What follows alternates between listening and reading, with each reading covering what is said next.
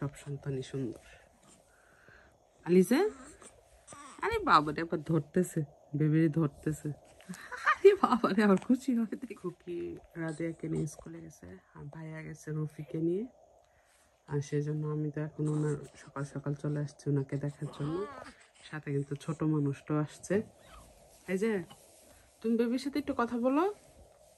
বেবিকে বললো, বেবি তুমি ক্রাই করো না, আমি তোমার সাথে আসছি। তুমি বেবিকে বলো। আলিজে, আলিজে, আলিজে কিন্তু বেবিকে দেখতেছে। আলিজে ও আবার হাসে যখন দেখে বেবিরে, বেবিরে দেখে দেখে আবার হাসবো। আলিজে তুমি বেবিকে একটু দেখো না, খুকি তো তোমার দায়িত্বে দিয়ে গেছে বেবিকে। বলছে আলিজের জন্য লুক আফটার করে ইশালকে। তুমি দেখো বেবিটাকে একটু আদর করো।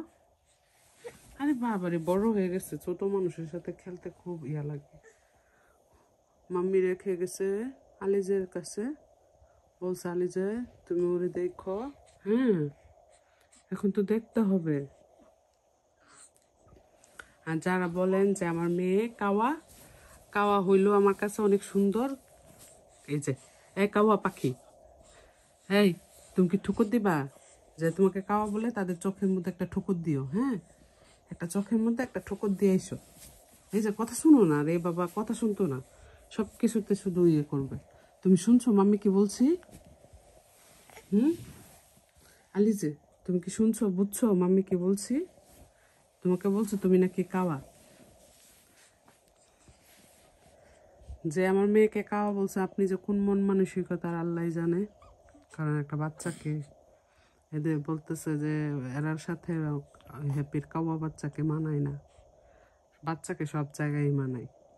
হয়তো আপনার নজরটা খারাপ, সেজন্য আপনার কাছে মনে হচ্ছে যে মানায় না। কারণ কোনো সন্তানই বিশ্রী হয় না, সব সন্তানই সুন্দর। আলিজে, আরে বাবারে আবার ধরতেছে, বেবিরে ধরতেছে। আরে বাবারে আবার খুশি হয় দেখে দেখে।